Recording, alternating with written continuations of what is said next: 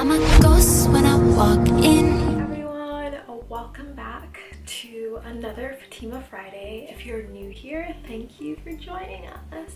And if you're not, thank you for coming back, because sometimes I blabber and it takes a special kind of person to actually listen to what I'm saying, you know? Yeah. So the first thing we're going to talk about is a recurring theme for all of my Fatima Fridays, the Bachelor, okay? Ben decided to tell not one, but two girls that he loves them in this past episode. Now, if you're new to The Bachelor, let me tell you, usually they don't tell anyone they love them until it's the final rose and they're giving the rose to the person that they want to supposedly spend the rest of their life with or supposedly want to marry, etc., etc. So you can imagine my surprise when he tells two people he's in love with them. I'm so confused. I was like, bro, like, you're hurting people now, because now someone's gonna be extra hurt when you send them home because they thought you were in love with them. Like, why would you do that? I was a little bit angry. I didn't expect myself to be angry at Ben at all, but I felt like it was a little selfish to tell your feelings to both of these people, knowing you can't choose both of them, and one of them is gonna be extra hurt. I was really sad when Kayla left. Those tears were killing me. I was like, I really wanted her to win, as we all know, but I knew it wasn't gonna happen from the beginning. So I guess I wasn't expecting anything, but it still hurt when she left. You know, it hurt my heart a lot. Yeah. And so yeah, I don't know what Ben's doing. I'm interested in seeing the Girls Tell All episode. I want to see how Kayla's feeling, and I want to see the final rose, because apparently he ends up sending someone home that he actually wants to call back. So I'm like, I don't know what this kid is doing. This kid is confused. I like you, Ben, but you are making it a little bit hard right now for me not to be a little bit angry with you. So the Oscars were this past week, and Chris Rock was the person who is doing the show, like emceeing it and stuff, and he was hilarious. Some of the things he was saying, I was just like, is he even allowed to say those things? Like, I was so surprised, pleasantly surprised. He kept cracking jokes about the whole, you know, situation with no black nominees this year and things like that. And I was like, ooh, he keeps jabbing. I don't even know if this is right, if this is allowed to happen, but he kept going. And sometimes I just cringed, you know. I was like, ooh, because I'm not like really good with crude humor. Besides that, Lady Gaga's performance was absolutely amazing. She brought out a bunch of survivors of sexual assault, and it was so powerful. She got a standing ovation. I definitely shed a tear.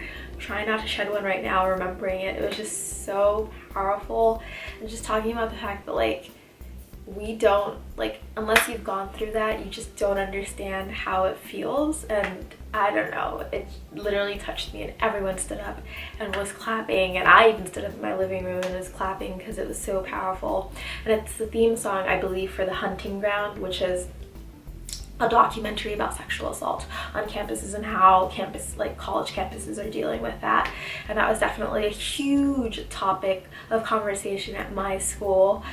Most people have probably heard of that conversation, actually. And so it was definitely something that, like, I saw happening and heard about happening and knew people that were affected personally, which just makes it so much more stark. And I think survivors was like a large part of the Oscars this year, and talking about survivors of sexual assault, and especially with the movie Spotlight winning so many awards, including, I think it won Best Movie, and that being so largely about sexual assault in relation to the Catholic Church, and that being so a part of the Oscars this year. And it was great for me to see that, to see like current events playing itself out on the stage. In addition to that, I just think every time I watch a lot of crime shows, and every time I see a crime show where someone's being raped, I can't help but feel so thankful that I haven't had that experience, because, to be honest, I breathe a sigh of relief every single time, because it's something that I genuinely worry about as a woman in our culture and society today. It's definitely a real possibility, and I feel like it's almost a uniquely woman fear, you know, and that always it's just like a stark reminder of how far we still have to go in terms of like making everyone feel protected and welcome and warm and feel like they're also just like a normal citizen, you know? In addition to that, Leonardo DiCaprio finally won his first freaking Oscar, like so long overdue. It's not even freaking funny. Him and Kate Winslet are like friendship goals. They're such good friends to each other, and they have been for so many years that I'm like obsessed. Like that's the friendship goals I want to have for 20 years down the line with all my friends. It's beautiful to see them support each other so much in the same industry, and people can be so catty. They're just like so supportive. Oh, love them to the max, separately, together. He finally won Best Actor for The Revenant. The director for The Revenant also won, I believe, Best Director, and both of their speeches were really, really powerful. Number one, Leonardo's speech talked about climate change and the issue with that, and if you haven't read anything into climate change, I'm gonna link a video down below that you have to watch. It's Kofi Annan, who I bet he was part of the UN at some point, great leader in the UN, talks about climate change, and it was such a stark slap in the face for me because it made me so sad and angry at the same time, because the countries who are causing these issues with climate change and stuff aren't even the ones that are paying for it. It's countries like countries in Africa that are getting the brunt of the climate change effect, and it's causing so many issues with those countries and increasing the poverty levels, not allowing them to grow crops and to do things that allow them to be sustainable because of things that countries, larger like Western countries, that are doing, and we're not even reaping the horrible effects of it, you know? It's all these other poorer countries that really don't need anything else to make their growth stagnant. They're having these issues come to them and make their situation even worse. So please watch this video by Kofi Annan. It's just going to put everything into perspective and talk about years and what is going to happen if we don't make changes. And it just scares the heck out of me because we aren't making changes, so these things are really going to happen, and it isn't going to happen in like 1,000 years. It's going to happen in the next like 20 years, you know? And we're all going to be alive. Like I'm going to be alive hopefully in the next 20 years. I plan on being alive, so this is going to be something that's going to be an issue for me, you know? So yeah. And then the director of The Revenant, Inarritu, I think is his last name. I pronounce his name so horribly. Don't judge me. Don't judge me.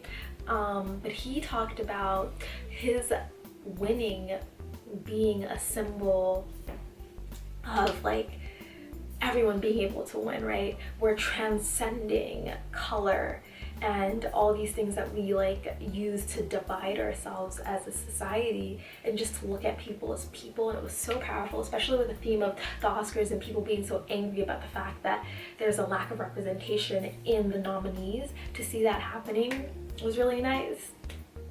And moreover, I think they tried to compensate by having a lot of African American or Black presenters, whatever, you know, and including the Fight the Power song at the end. And for me, just yes, they're doing all this and I'm glad they're acknowledging it, but I want to see like actual change, like long-term change. Like I don't want it to just be this year, right? I want it to be every single year after this, issues like that to be at the forefront. Additionally, Sam Smith won his first Oscar, and it was for like for music, right?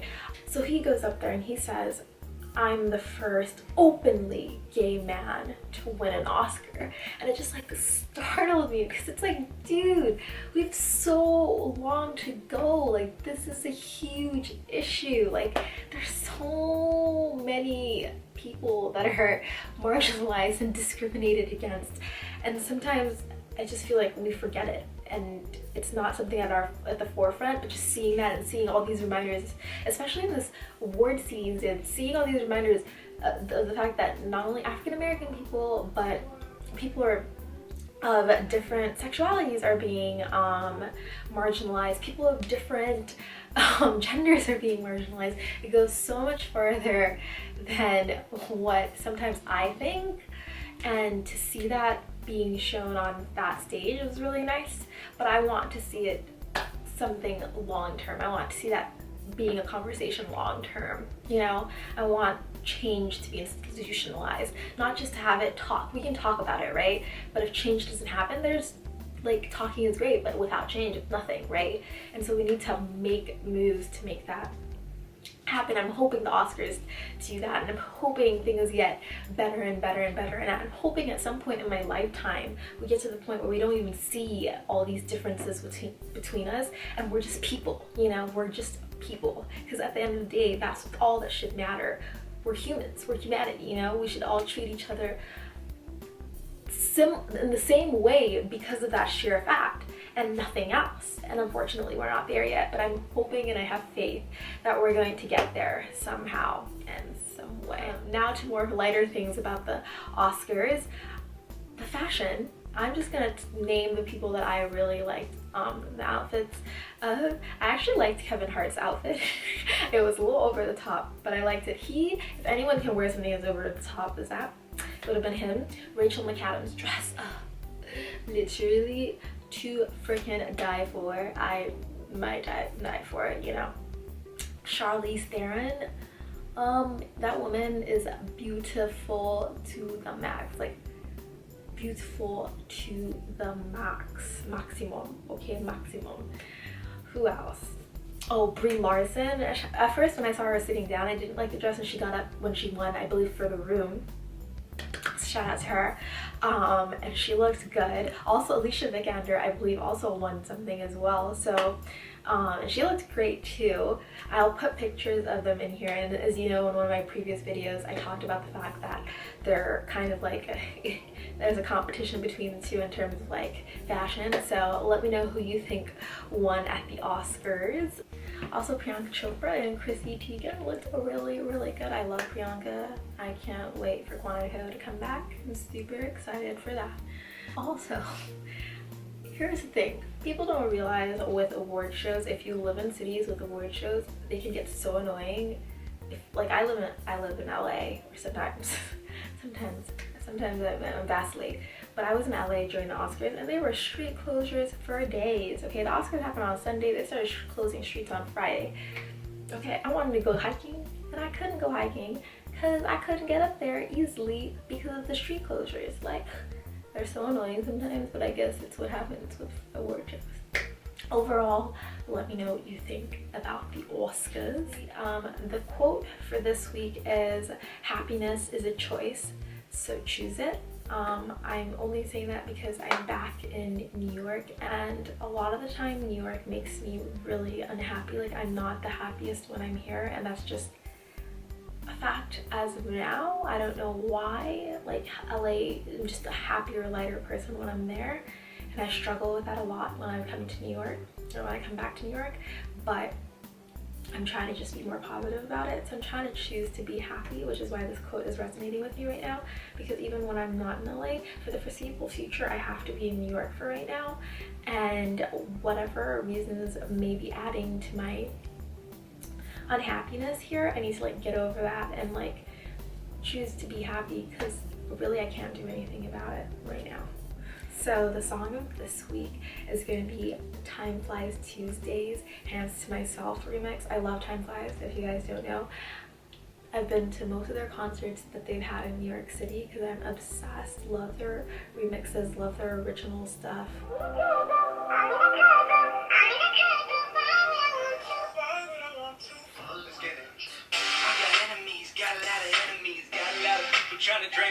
Thank you guys so much for watching this Fatima Friday. Be sure to subscribe, comment, join the conversation down below. I respond to everyone that comments.